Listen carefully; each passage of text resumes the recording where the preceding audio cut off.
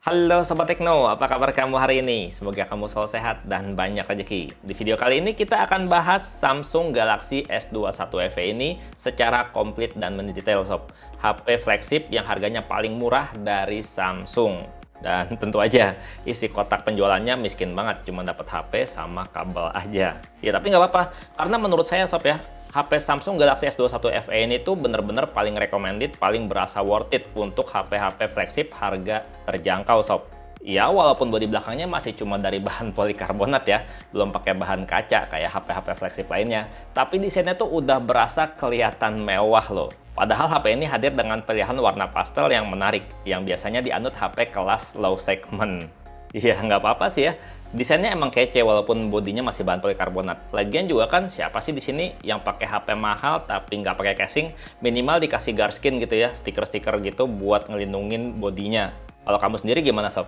Tim yang suka pakai casing atau tim yang suka HP telanjang begini sob? Ya kalau lihat dari frame sampingnya, HP ini tuh udah berasa mahal. Udah dari bahan metal, jadinya berasa kokoh dan berasa solid banget di genggaman. Udah gitu ukurannya di tangan berasa compact banget. Dan yang saya suka banget adalah tampak depannya yang udah kelihatan banget kalau ini HP mahal. Udah tampil dengan gaya punch hole di tengah dengan lubang punch hole yang kecil. Terus juga bezel layarnya udah ramping banget, mau bagian atas, kiri, kanan, ataupun bawah sekalipun tipis bezelnya. Yang ngomongin layar ya, kualitas layarnya tuh emang beneran kualitas flagship. Udah pakai panel Dynamic AMOLED 2X, udah super smooth 120Hz, yang ukurannya tuh cuma 6,4 inch, Full HD+. Asli kualitas layarnya tuh bener-bener bikin jatuh cinta. Mewah banget dilihatnya. Mau dilihat dari sisi mana aja, layarnya tuh berasa tajam, detail, dan jernih banget. Berasa vibrant banget visualnya. Apalagi kalau di scroll-scroll pas lagi buka sosial media, berasa tuh smooth banget. Untuk performanya juga responsif banget baca jari. Nah, ngomongin jari, layarnya ini tuh udah pakai in-display fingerprint yang berbasis optik. Yang baca jarinya tuh udah cepet banget, walaupun nggak secepat sensor fisik di body. Dan karena masih pakai teknologi optik, jadinya kalau jari basah nggak akan kebaca sama sensornya. Iya, untuk kelas harganya Samsung Galaxy S21 FE ini tuh masih wajar ya pakai sensor sidik jari yang berbasis optik.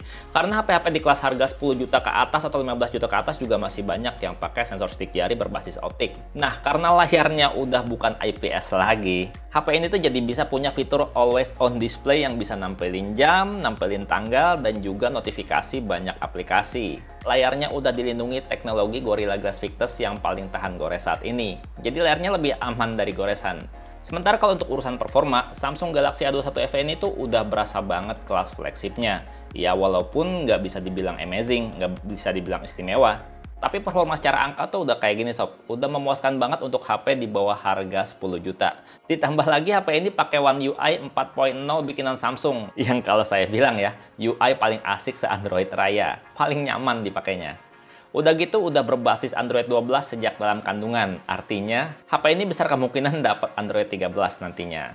Terus kalau mau ganti-ganti gaya wallpaper juga disediain Galaxy Themes yang ada banyak pilihan temanya. Pilihan wallpaper keren, sampai bisa pilih-pilih gaya untuk tampilan always on display juga ada. Dan gak usah khawatir karena pilihannya juga banyak yang gratisannya. Ada juga smart panel yang bikin kita gampang banget akses aplikasi-aplikasi penting atau shortcut ke sistem tertentu sesuai kebutuhan, cuma dengan swipe layar dari samping kayak gini. Sementara untuk FM radio, HP ini udah nggak nyediain lagi. Tapi gampang aja sih, kita install aja aplikasi FM radio lokal, jadinya kita bisa dengerin siaran-siaran radio favorit kita secara online. Tentunya pakai pulsa, pakai kuota. Ada juga fitur dual messenger untuk menggandakan aplikasi chatting yang bikin kita bisa buka 3 nomor WhatsApp di HP ini. WhatsApp utama, WhatsApp cloning, dan juga WhatsApp bisnis. Dan kalau buat kerja, bener-bener bikin seneng banget. Karena ada fitur Samsung DeX di HP ini yang bikin perpindahan kerja dari HP ke laptop atau ke PC bisa berasa seamless. Bisa nggak perlu pindahin file kerjaan, bisa langsung buka yang kita kerjain di HP melalui PC kayak gini. Kalau mau copy file juga bisa drag drop aja dengan mudah. Yang saya pakai ini Samsung DeX yang untuk Mac PC loh, yang terkenal susah bin ribet kalau koneksi bukan ke sesama Apple. Ya banyak banget sebenarnya fitur-fitur di HP ini yang belum saya bahas. Yang pasti HP ini tuh selain buat multitasking, enak juga buat gaming. Bukan sekedar enak ya, tapi udah enak banget. Kayak kalau main game ringan Mobile Legends misalnya, udah bisa grafis ultra dengan refresh rate high, dan saat dimainin dengan grafis rata kanan udah wow banget. Terlalu overkill sih kalau menurut saya untuk mainin game Mobile Legends. Nyaman, lancar banget, dan visualnya tuh detail banget. Kalau main game PUBG Mobile New State juga udah asik banget. HP ini tuh mampu jalanin game di desain grafis maksimal di Ultra dengan frame rate maksimal di Max. Pada saat main dengan settingan grafis maksimal ya kayak yang kamu lihat di layar gini, ini udah nyaman banget, stabil banget, dan detail banget. Terus juga kalau main nggak perlu pakai earphone karena ini udah dual speaker. Kita bisa tahu musuh datang dari arah mana. Sementara kalau main game-game Genshin Impact, kayak yang kamu lihat di layar nih. Kalau pakai setting grafis standar tanpa diubah, udah lancar banget, nyaris nggak ada yang namanya drop frame selama main. Bikin nyaman dan terlarut dalam cerita petualangan dalam gamenya, jadinya bikin lupa waktu. Bukan karena performa dan layarnya aja, main game jadi lebih asik karena ini speakernya udah dual speaker. Jadi suaranya lebih hidup walaupun kita main gamenya nggak pakai headset. Apalagi udah ada fitur Dolby Atmos yang bisa aktif baik pakai earphone ataupun langsung dari speaker HP. Dan Dolby Atmosnya juga udah support buat main game. Gini suara speakernya.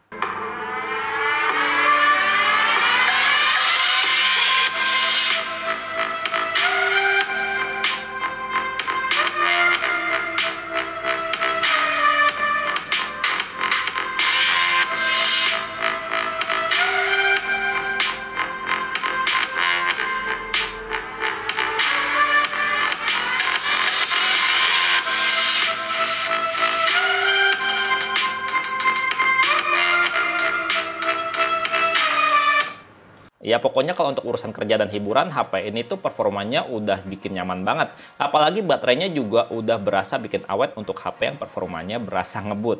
Dan baterainya yang 4500 mAh ini tuh bisa bertahan lebih dari seharian kalau untuk penggunaan normal ya. Dan waktu dites di dalam ruangan pakai jaringan WiFi, HP ini dipakai nonton YouTube Full HD selama sejam, habisnya baterai cuma 10% aja. Dipakai main game PUBG New State dengan grafis mentok maksimal sejam, baterainya cuma habis 22% aja.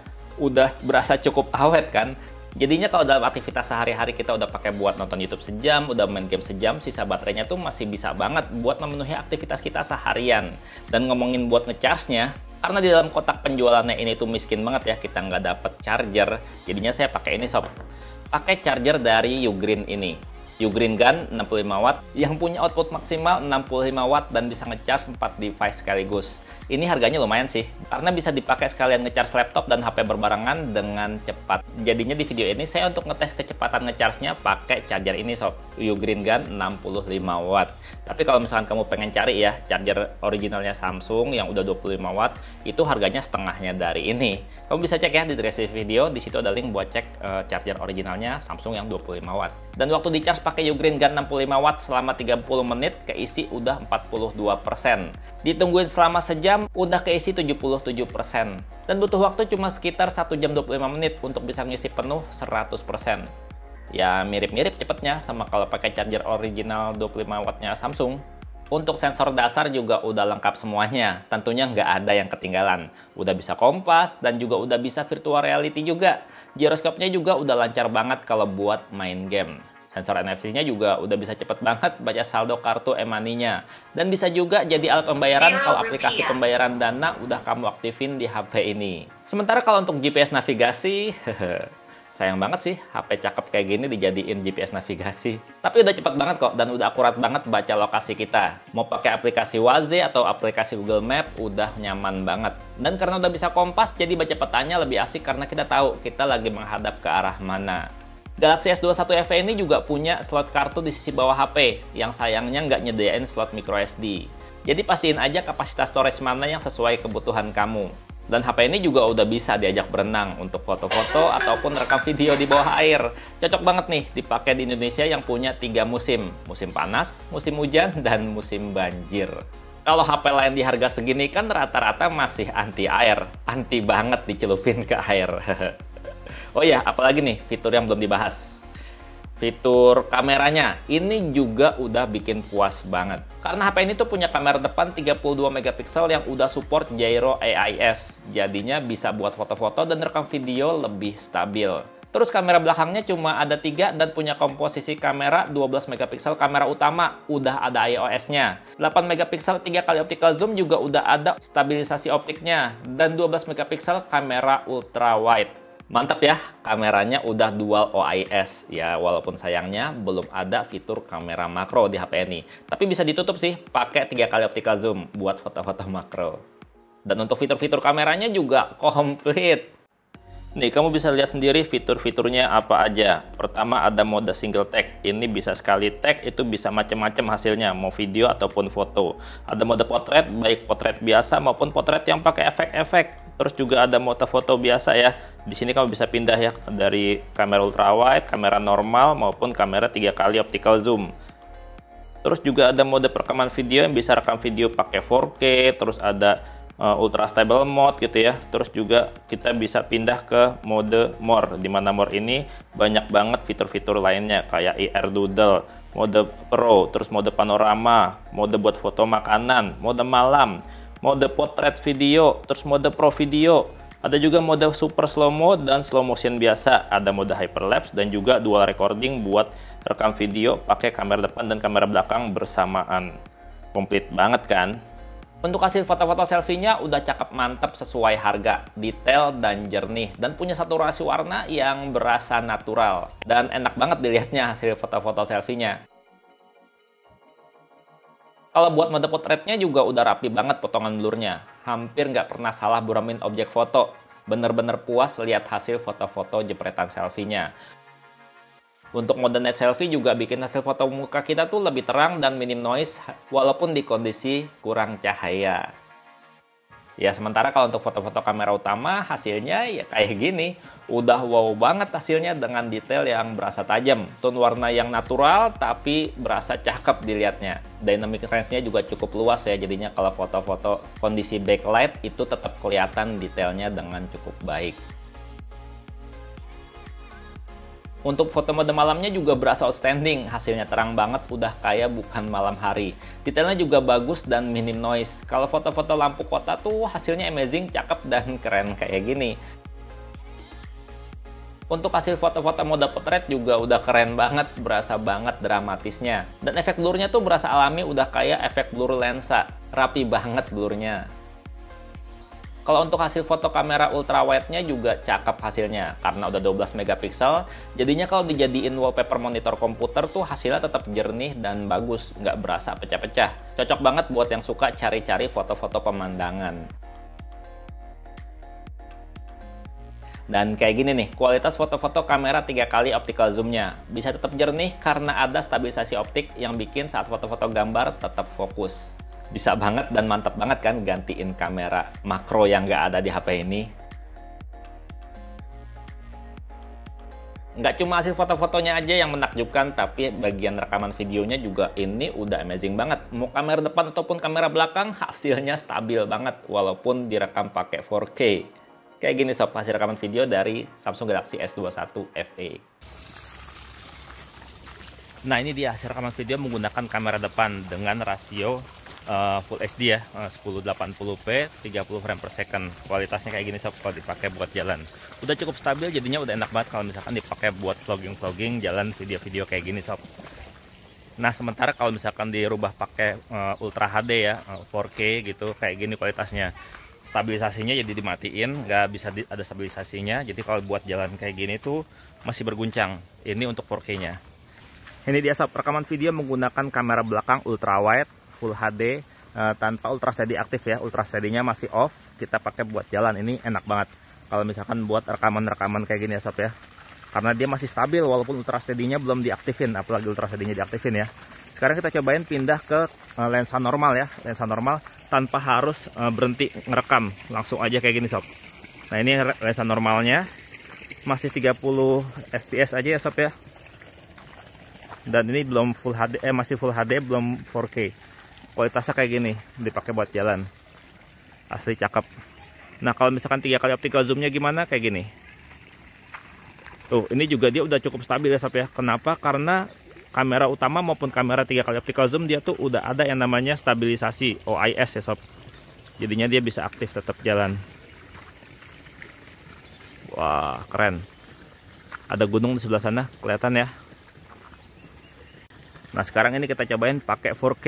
Ini kamera ultrawide ya. Ada tangga di sini.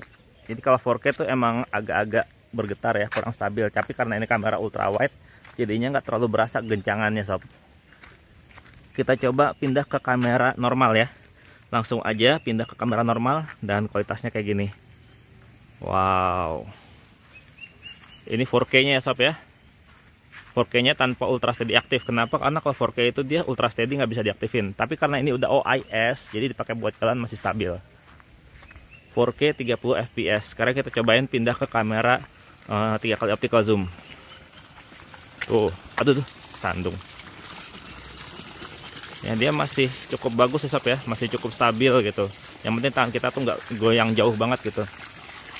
Karena dia udah ada OIS-nya, jadinya mantap banget. Keren asli. Ya intinya sih Samsung Galaxy S21 FE ini cocok banget buat kamu yang cari HP dengan performa kenceng. Terus juga kameranya hasilnya ganteng, layarnya juga bening, dan desainnya juga menyenangkan dilihatnya. Terus apa aja kekurangannya? Ya ada aja sih kekurangannya. Tapi menurut saya tuh masih ketutup dengan kelebihan-kelebihan yang ditawarin dari HP ini. Kalau menurut kamu gimana sob? Samsung Galaxy S21 FE ini. Coba deh buat kamu yang udah punya, tambahin di komentar. Dan mau tetap pamit, sampai jumpa di video berikutnya besok. Bye-bye.